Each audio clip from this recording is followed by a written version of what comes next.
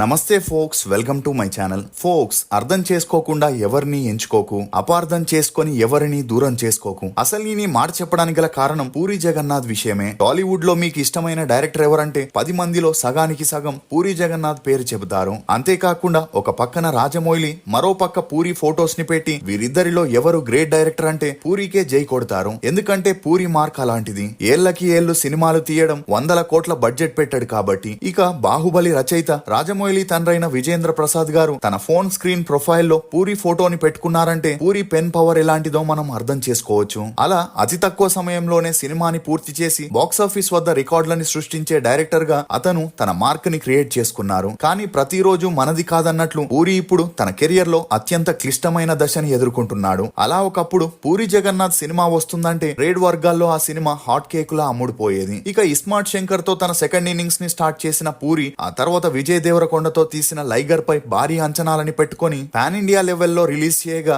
ఘోర పరాజయం పాలై ప్రొడ్యూసర్లని, బయ్యర్లని కోలుకోలేని దెబ్బతీసింది. అలా ఆ తర్వాత వచ్చిన డబల్ స్మార్ట్ కూడా అదే బాట పట్టడంతో నష్టాలు రెట్టింపయ్యాయి. ఇక లైగర్ సమయంలో నష్టపోయిన డిస్ట్రిబ్యూటర్లకి నష్టపరిహారం చెల్లిస్తామని పూరి హామీ ఇవ్వగా ఇప్పటి వరకు తను ఆ మాటని నిలబెట్టుకోలేకపోతున్నాడు. పైగా ఆ సమయంలో కొంతమంది రెచ్చిపోవడంతో వారిని శాంతపరచడానికి చెక్స్ ఇవ్వగా అవి బౌన్స్ అవ్వడంతో డిస్ట్రిబ్యూటర్లు తీవ్ర ఆగ్రహంతో ఊగిపోతున్నారు.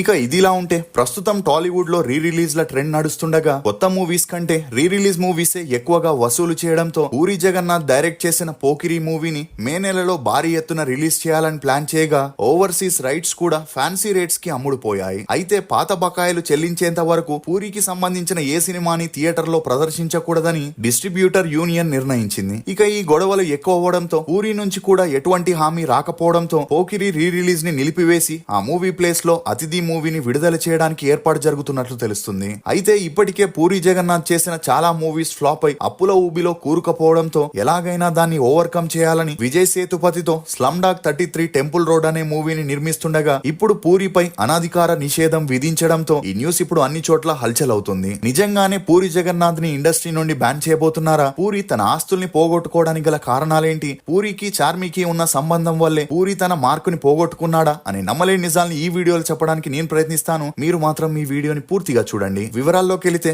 పవన్ కళ్యాణ్ యాక్ట్ చేస్తున్న బద్రీ మూవీతో ఇండస్ట్రీలోకి డైరెక్ట్ గా పరిచయమైన పూరి జగన్నాథ్ ఆ తర్వాత ఇట్లు శ్రావణి సుబ్రహ్మణ్యం, ఈడియట్, అమ్మా నాన్న ఓ తమిళమ్మాయి, శివమణి, ఆంధ్రావాలా, పోకిరి, దేశముదురు అని బ్యాక్ టు బ్యాక్ మూవీస్ చేస్తూ స్టార్ డైరెక్టర్ గా ఎదిగి చాలా మంది యంగ్ డైరెక్టర్స్ కి ఇన్స్పిరేషన్ గా నిలిచారు. ఇక అలా ఇండస్ట్రీలో ఫేమ్ రాకముందే లావణ్య గారిని ప్రేమించి పెళ్లి చేసుకున్న పూరి 2 పిల్లలు జన్మించాక తనకి మరింత క్రేజ్ పెరిగి బుజ్జిగాడు, ఏక్ నిరంజన్, గోలీమార్, బిజినెస్ మ్యాన్, 2 అమ్మాయిలతో, హార్ట్ అటాక్, టెంపర్ తో హైయెస్ట్ పెయిడ్ డైరెక్టర్ గా గుర్తింపు తెచ్చుకున్నారు. ఇక ఈ క్రమంలోనే పూరికి మంచి స్నేహితుడైన music director, singer Raghu Kunche మాట్లాడుతూ తనని పూరి జగన్నాథ్ బాచీ మూవీ ద్వారా సింగర్ గా, మ్యూజిక్ డైరెక్టర్ గా ఇండస్ట్రీకి పరిచయం చేశారని, అలా తనతో ఈడియట్, దేశముదురు, నేనింతే, దేవుడు చేసిన మనుషులు లాంటి మూవీస్ లో కూడా పాడిస్తూ ఇండస్ట్రీలో మంచి గుర్తింపు వచ్చేలా చేశాడని, ఇక అలా పూరి జగన్నాథ్ వరుస హిట్లతో తన చుట్టూ ఒక ఫేక్ సామ్రాజ్యాన్ని ఏర్పాటు చేసుకున్నారని, దీంతో అతను గట్టిగా దెబ్బతినబోతున్నట్లు అతనికి క్లోజ్ గా ఉన్న కొంతమందికి ముందే తెలిసిందని, పూరి నిజానికి చాలా తెలివిగలవాడని, అయినప్పటికీ అతనికి ఒక వీక్నెస్ ఉందని, అదే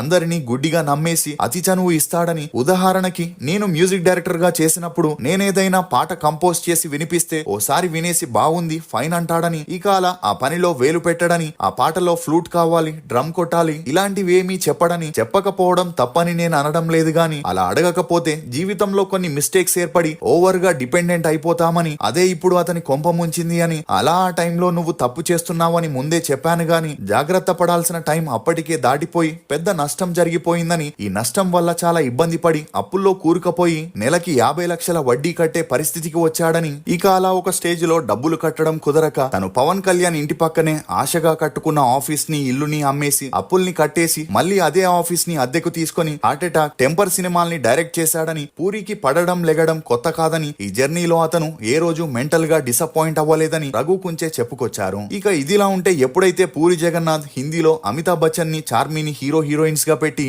బుడ్డా హోగా తేరా బాప్ అనే మూవీని చేశాడో ఆ టైంలో వీరిద్దరికి మంచి స్నేహం ఏర్పడింది. ఇక అప్పటికే చార్మి కెరియర్ కి కూడా ఎండ్ కార్డ్ పడే స్టేజ్ లో ఉండగా పూరితో ఉన్న స్నేహం కారణంగా చార్మి తన సెకండ్ ఇన్నింగ్స్ ని స్టార్ట్ చేయాలనుకునింది. దీంతో పూరి చార్మి కోసం జ్యోతి లక్ష్మి అనే లేడీ ఓరియంటెడ్ మూవీని డైరెక్ట్ చేస్తే చార్మి అందులో హీరోయిన్ గా ప్రొడ్యూసర్ గా చేసింది. ఇక ఆ మూవీ భారీ ఎక్స్పెక్టేషన్స్ తో రిలీజ్ అయి ఫ్లాప్ అయింది. కానీ రోజు రోజుకి వారిద్దరి రిలేషన్ స్ట్రాంగ్ అయి ఇద్దరూ కలిసి పూరి కనెక్ట్ అనే బ్యానర్ ని ఓపెన్ చేసి రోగ్, బాలకృష్ణతో పైసా వసూల్, మెహబూబా అని చేసిన ఆ మూవీస్ అన్ని ఫ్లాప్ అవడంతో వరుస ఫ్లాప్లన్నీ చూడాల్సి వచ్చింది. దీంతో వీరిద్దరూ ఆర్థికంగా భారీగా నష్టపోయినా పోయిన చోటే వెతుక్కోవాలని పూరి ఉండే ఇల్లు, ఆఫీస్, ల్యాండ్లని అమ్మేసి ఇస్మార్ట్ శంకర్ అనే మూవీని చార్మీతో కలిసి ప్రొడ్యూస్ చేయగా ఆ మూవీని 20 కోట్లతో నిర్మించి రిలీజ్ చేయగా 80 కోట్లని కలెక్ట్ చేయడంతో పూరికి, చార్మీకి మంచి రోజులు వచ్చాయని సినీ వర్గాల్లో కోడై కూసింది. కానీ వీరిద్దరూ ఆ మూవీతో ఆగకుండా విజయ్ దేవరకొండతో పాన్ ఇండియా లెవెల్లో లైగర్ మూవీని ప్లాన్ చేసి తమ దగ్గర అంత డబ్బు లేకపోయినా బయట నుండి ఎక్కువగా ఇంట్రెస్ట్ కి డబ్బులు తీసుకొచ్చి ఆ మూవీని కంప్లీట్ చేసి భారీ ఎక్స్పెక్టేషన్స్ తో రిలీజ్ చేయగా ఆ మూవీని 125 కోట్లతో ప్రొడ్యూస్ చేయగా 40 కోట్లు కలెక్ట్ చేసి అటు ప్రొడ్యూసర్లకి ఇటు డిస్ట్రిబ్యూటర్లకి భారీగా నష్టాలు తెచ్చిపెట్టింది. అయినా కూడా వెనకడుగు వేయని పూరి, చార్మి మళ్లీ తమ సత్తాని చాటుకోవాలని డబల్ స్మార్ట్ మూవీని 90 కోట్ల బడ్జెట్ తో తెరకెక్కించగా ఆ మూవీ రిలీజ్ అయి 15 కోట్లు కలెక్ట్ చేసి బాక్సాఫీస్ వద్ద బోల్తా కొట్టింది. దీంతో పూరి చార్మితో ఉండడం వల్లే తన మూవీ ట్రాక్ తప్పిందని, వారిద్దరూ త్వరలోనే పెళ్లి చేసుకునే ఆలోచనలో ఉన్నారని, అందుకే ఎప్పుడూ కలిసి తిరుగుతూ ప్రొడ్యూస్ కూడా చేస్తున్నారని, అంతేకాకుండా పూరి చార్మి వల్లే తన భార్య పిల్లల్ని దూరం పెట్టాడనే వార్తలు ఫిలిం నగర్ లో గట్టిగా హల్చలయ్యాయి. ఇక ఈ విషయంపై చార్మిని మీడియా ఒకసారి ప్రశ్నించగా అందుకు స్పందించిన చార్మి తన తండ్రికి తన గురించి పూర్తిగా తెలుసని, అందుకే అతను తనకి ఎప్పుడూ ఒక మాట చెప్పేవారని, అదే నువ్వు మ్యారేజ్ మెటీరియల్వి కాదు, పెళ్లి చేసుకుంటే ఎప్పుడూ భర్త పక్కనే ఉండాలి, అతను చెప్పే మాటే వినాలి, అతన్ని బాగా చూసుకోవాలి, కానీ ఆ పనులన్నీ చేయడం నీ వల్ల కాదు, ఒకవేళ నువ్వు పెళ్లి చేసుకున్నా అది విడాకులకే దారి తీస్తుందని, అందువల్లే నువ్వెప్పటికీ పెళ్లి చేసుకోకుండా ఉండమని తన తండ్రి చెప్పేవారని, అందుకే తన జీవితంలో పెళ్లనే వార్త జోలికి వెళ్లకూడదని డిసైడ్ అయినట్లు చార్మి చెప్పడంతో ఈ న్యూస్ మీడియాలో హల్చలై పూరితో పెళ్లి చేసుకోకుండానే సహజీవనం చేస్తుందని నెటిజన్లు తనని విమర్శించడం మొదలెట్టారు. ఇక తాజాగా వరుస ఫ్లాప్లతో సతమతమవుతున్న పూరి విజయ్ సేతుపతిని హీరోగా పెట్టుకుని స్లమ్ డాగ్ 33 టెంపుల్ రోడ్ అనే మూవీని ప్లాన్ చేసి షూటింగ్ ని కూడా మొదలెట్టగా ఒక ప్రెస్ మీట్ ని ఆయోజించడం జరిగింది. ఇక ఈ క్రమంలోనే మీడియా వారు పూరితో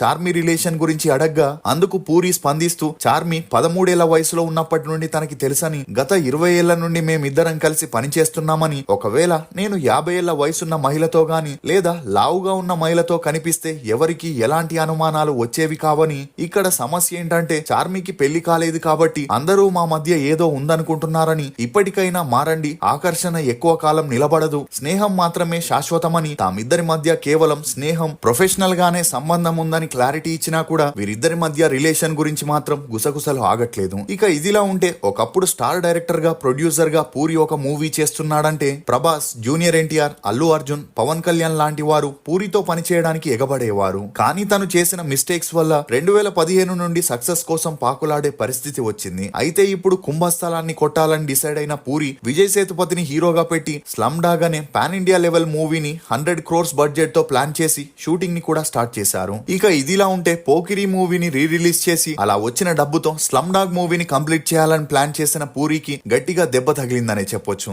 అలా డిస్ట్రిబ్యూటర్లందరూ పూరి మూవీపై బ్యాన్ ని విధిస్తూ తమ పాత లెక్కలు తీర్చనిదే కొత్త మూవీలకి థియేటర్లని దొరకనివ్వమని, థియేటర్స్ కావాలంటే ముందు డిస్ట్రిబ్యూటర్లకి అందవలసిన 50 కోట్ల నష్టాన్ని భర్తీ చేయాలని, అప్పటి వరకు పూరి మూవీస్ పై బ్యాన్ విధిస్తున్నట్లు డిస్ట్రిబ్యూటర్ యూనియన్ అనౌన్స్ చేయడంతో వేరే దారి లేక పూరి సినిమాకి బదులుగా అతిథి మూవీని రిలీజ్ చేస్తుండడం గమనార్హం. ఇక ఇంత గొడవ జరుగుతున్న పూరి మాత్రం తనకి సంబంధం లేనట్లుగా తన షూటింగ్ బిజీలో తానుండడంతో సునీల్ నారాయణ మాట్లాడుతూ పూరి తక్షణమే ఈ ఇష్యూపై స్పందిస్తూ తమ బకాయిలన్నీ సెటిల్ చేయాలని, లేదంటే అతని రాబోయే ప్రాజెక్టులన్నీ ప్రమాదంలో పడే అవకాశం ఉందని, ఇది ఇంకా ఎక్కువ సీరియస్ అయితే పూరి కెరియర్ కే ముప్పు ముంచుకొచ్చేలా ఉందని, పూరి త్వరగా ఏదో ఒకటి తేల్చి ఈ ఇష్యూని క్లియర్ చేసుకోవాలని చెప్పుకురావడంతో ఈ న్యూస్ అన్ని చోట్ల హల్చల్ అవుతుంది. ఈ ఇష్యూపై మీరేమనుకుంటున్నారో మీ అభిప్రాయాన్ని కమెంట్ సెక్షన్ లో తప్పకుండా తెలియజేయండి. ఫోక్స్, ఈ లోకంలో నటించే మనుషులు మాత్రమే ప్రశాంతంగా ఉన్నారు, నటించడం రాక ప్రేమాభిమానాల్ని పెంచుకున్న వారు పిచ్చివారిలా మిగిలిపోతున్నారు. ఇది ఫోక్స్ పూరి జగన్నాథ్ గురించి కొన్ని నమ్మలేని నిజాలు. ఈ వీడియో మీద మీ అభిప్రాయాన్ని కమెంట్ సెక్షన్ లో తప్పకుండా తెలియజేయండి. మేము చేసిన ఈ వీడియో మీకు నచ్చినట్లయితే ఒక లైక్ ద్వారా మీ సపోర్ట్ ని మాకు తెలియజేయండి. For more interesting videos please subscribe to CR voice.